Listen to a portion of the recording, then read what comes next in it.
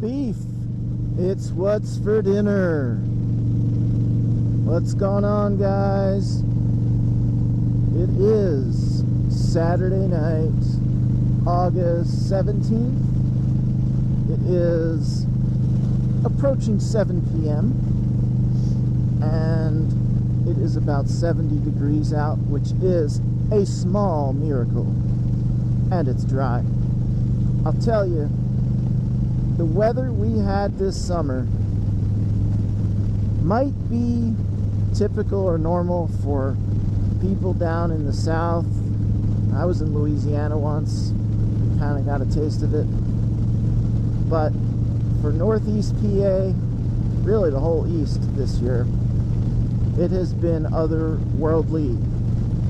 I mean, torrential downpours, not just rain, torrents, multiple times a day, 6 days a week. I mean, it is ridiculous. And if it's not raining, it's so hot and humid. And I just never saw a summer like this. I know they keep records on temperatures and rainfall and all that, but if there's like a suck index, this year's gotta be a record breaker, because it has been ugh. It has been ugh. My favorite time of year to ride in terms of comfort is the fall. Fall is beautiful looking, the air, it feels so good. I mean, but the downside of fall is knowing what immediately follows it, which is that white stuff and very cold weather, especially up here in the Northeast. So the arrival of September is always bittersweet, you know. But I have to say, this year, I'll just take it. I'll take it and say thank you very much, because this summer was a real disappointment in terms of riding. So other than complaining about the weather, I'm tuning my bike again now that I redid my exhaust gaskets with sealant. I also decided to just start using higher octane gas. I was always able to use 89 in my Sportster without an issue, but I've been trying to resolve a D-cell pop issue on this Dyna Lowrider.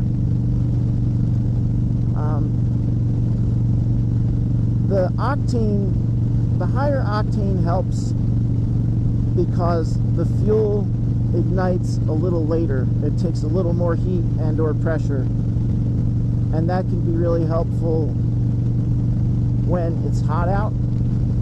If you routinely ride in really hot temperatures, higher octane is definitely a good thing. I believe just higher octane helps keep the bike a little cooler in general, but don't quote me on that. But apparently it also has an effect. If you have D-cell popping, higher octane can help curb that.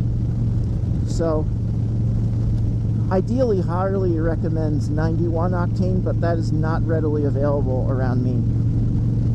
Here generally your choices are 87, 89, or all the way up to 93, and you really do pay for the 93. It'll cost about $100 a year, maybe $125 a year in extra fuel cost to go from 89 to 93. But considering, you know, what it costs to buy a bike, maintain it, insure it, all that, you know, another $100 isn't prohibitively expensive. So the tuning process, it's kind of a pain. You reset the ECM back to default, actually to a base map, which was supplied by TTS, people who make the master tune that I'm using. And what my experience has been doing this is the bike really doesn't run that great with that map. And then you do a series of rides with the module in the flight recorder mode, where it captures data from the O2 sensors, throttle position sensor, possibly some other things, and starts to customize the tables for your bike. And each time you ride, you can then download what it recorded, import it, make a new map, an updated map, and just rinse, lather, rinse, repeat. So I'll probably do somewhere around 10 rides. You try to do it in various conditions: highway, country road, low speed, parking lot, different gears, different RPMs. You just want to try and ride in all the different conditions, capture as much data as you can. So anyway, that's what I'm doing, and it's a nice, enjoyable ride this evening. So I haven't seen a lot of vlogs from you guys that I watch, some of you that watch me. I know D-Best 1A went down to North Carolina. At least, I don't know if he went to North Carolina, but I know he hooked up with NC Stoney. And those guys run all over the place, and D-Best's got a bunch of vlogs up. I think he's getting his bike fitted with windshield wipers next. But I haven't seen a lot of vlogs from other people, and I'm just wondering, is that because of the rain or other factors? Anyway, when it's raining here and I can't ride, I do enjoy watching other people's vlogs, so just thought I'd mention that. So that's it, guys. I'm just gonna enjoy this, and when I get home, I may as well tell you what I'm eating. My wife made a beautiful, gorgeous pot of Italian sausage, tomato sauce. I mean, this woman is a good cook.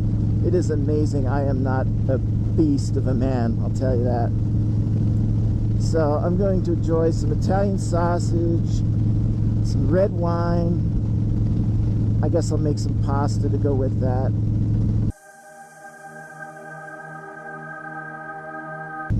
Yeah, good times, baby, good times. That's it, man. Keep those vlogs coming, guys. Till next time.